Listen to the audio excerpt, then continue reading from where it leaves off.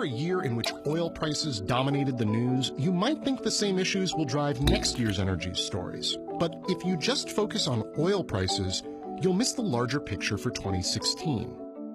We rely on oil, of course, for transportation and petrochemicals, but it's not the only game in town anymore. As our reliance on oil shrinks, we'll turn not to just one new source of energy, but several.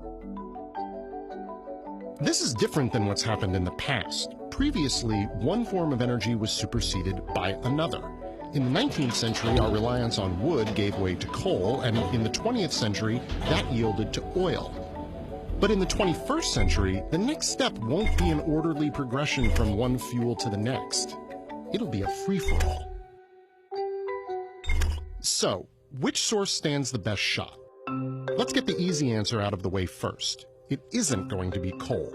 Although Japan and China will add coal plants this year, coal's share of U.S. electricity production has gone down 17% since 2005. Coal is just too dirty in the face of climate change.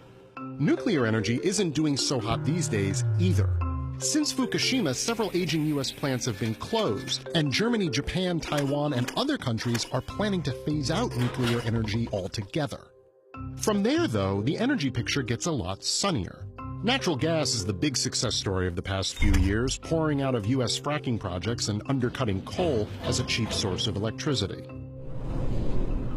Wind power is as cheap as coal in Germany and the UK, and demand for solar is actually the highest it's ever been, which may have something to do with the price of solar panels dropping 95% since 2008. In spite of all this upheaval, oil is still king. It's our single largest power source, and that's not going to change in 2016.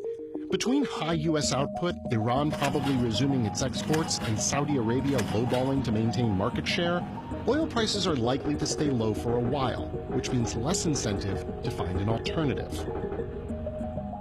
But there's a funny thing about oil you may not have noticed.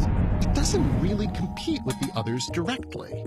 Oil mostly powers cars, ships, and planes, while the others mostly generate electricity. The wild card for oil in 2016 and beyond is how fast cars might start to run on electricity instead of gasoline or diesel. If and when we see a big shift, it may signal the true end of the oil age, but it won't be replaced by the solar age or the biofuel age or the wind age. It'll be replaced by all of them.